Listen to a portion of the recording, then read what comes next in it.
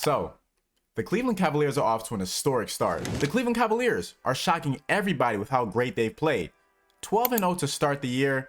It is their best start in franchise history, the best start in the NBA since the 2015-2016 Golden State Warriors, and is tied for the 4th best start in NBA history. Backed by incredible team play, scorching shooting, stifling defense, and unbelievable vibes, this year's Cleveland Cavaliers team looks dangerous. And it's all because of one change: coaching. The Cleveland Cavaliers went into this past offseason with a lot of hard-hitting questions to ask and a lot of tough decisions to make. What was next? Was it time to gut the roster? Was this the end of the Donovan Mitchell era? This team was essentially backed into the corner by everyone. And for Kobe Altman, whatever move was made would be career-defining. So, he stuck with his plan. After back-to-back playoff exits prior to the Eastern Conference Finals, with a superstar player that was growing frustrated and a core of players that didn't seem to fit, the Cleveland Cavaliers decided to make no major roster changes. They had decided to run it back, signing some guys to minimum contracts, re-signing their core players, and using their draft pick on Jalen Tyson. That was it. Their splash move came in staff changes when they decided to move on from JB Bickerstaff, because it was time. He successfully rebuilt this team from the gutter, taking them to a perennial playoff team. But for the Cavs to take the next step and really see the full potential of their roster, they just needed more. They needed a new game plan, some fresh faces, a new life, someone who could get the most out of their young players, and that's what they got with the hiring of coach Kenny Atkinson. Kenny is beloved by many in the NBA. Starting his head coaching career in Brooklyn, Kenny established a great coaching philosophy, one that was backed by depth, pace, and shooting.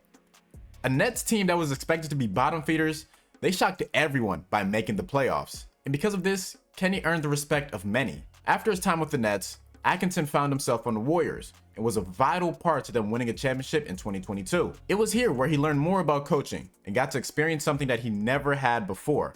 And that was dealing with superstars. One of the reasons why he was fired from the Nets was because of his inability to mesh with the veterans on the Kyrie Irving and Kevin Durant-led Nets teams. He wanted to play the young guys, while the team wanted to go to a more veteran approach, and this didn't sit too well. Nonetheless, his experience in Golden State was an important factor in his hiring, and the main reason why the Cleveland Cavaliers made him their coach. On the season, this team has the best offensive rating in the league.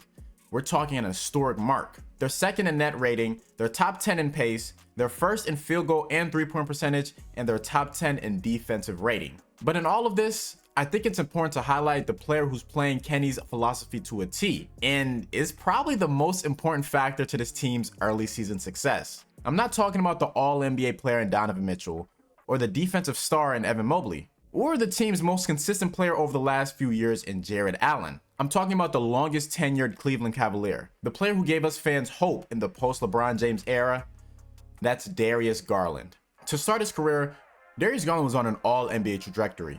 It was highly noted as one of the best point guards in the NBA until a season from hell turned everything against him.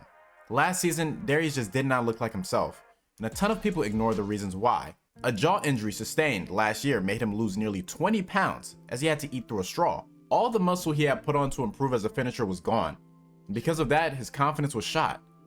And then once he did return, he unfortunately had to deal with the passing of his grandmother. Add this in with the constant bashing and trade rumors from the media, and last year was just not enjoyable for him. He discussed the situation during this year's media day, citing how all of this made him lose his joy for the game. People made jokes, people had their doubts, but it was always obvious that Darius would shake back. And so far this year, it looks like he has his joy back. Darius is playing with new confidence this year. He's regained all the muscle he's lost, and he's looking like the Darius of old, the one we saw in his All-Star season. On the year, Garland is averaging 20 points and 6.5 assists per game, shooting a blistering 52% from the field, 46% from three, and 91% from the free throw line. We're talking a near 70% true shooting percentage for an undersized lead guard. I mean, that's just unprecedented. But we knew this. We knew the type of player that Darius is. Not many, if any at all, have his level of dribbling skills, deep shooting ability, and playmaking at the point guard position. This is truly a special player that is having an historic season up until this point. Now, looking at stats is one thing, but the eye test really shows you just how important he has been to this team with his ability to orchestrate the offense and create for others, all while taking over when he is asked to. Garland's ability to just bounce with the ball in his hands has to be highlighted. Here he takes the screen from Jarrett Allen and creates a ton of separation on Steph Curry for the step back three. This play right here just really highlights a lot of Garland's go-to moves. De-acceleration, exploding to the rim, running around until somebody cuts. In this clip, it's Isaac Okoro, and he finds him for the easy layup. Now we're looking at a late shot clock situation. It's about 4 seconds before Garland even looks at the rim. Crossover move on pause to create that separation, leans into the shot, seeing that he doesn't have a great shot, and finds Georges Niang with about a second left for an easy layup under the rim. I mean, some of these clips are just silly. Here he's driving on Andre Jackson and Brook Lopez, spinning off his pivot foot for the easy layup. And this right here is by far my favorite clip of the season. Down one with 50 seconds left, takes the screen from Jarrett Allen, step back, three, dagger. Looking at the level of player that Garland is, it was crazy to me that he was receiving so much slander last year, considering his circumstances. And what I think truly speaks volume is how much faith everyone still had in him. The front office made it known multiple times that they weren't going to trade him. Donovan Mitchell vouched for him so many times and let the Cavs know that he wanted to keep him as his running mate. He turned this franchise around, and I believe it would have been crazy to trade him after just one bad season. So I think this is what we can expect from Garland moving forward. I think the scoring will probably hover around 21 to 22 points per game. The playmaking will always be there, but what's most impressive is the scorching shooting. And considering his shooting ability, I don't think these percentages are going to change too much. And this is why I have faith in the Cleveland Cavaliers. I really don't believe this is a fluke. This is a team that could very well have 4 All-Stars in February. You pair that with great surrounding pieces, knockdown shooters, and this team's hot start shouldn't be that much of a surprise. Okay, maybe a little bit, but you get the point. This team is not riding back this year, and I'm very excited to see how far they can go.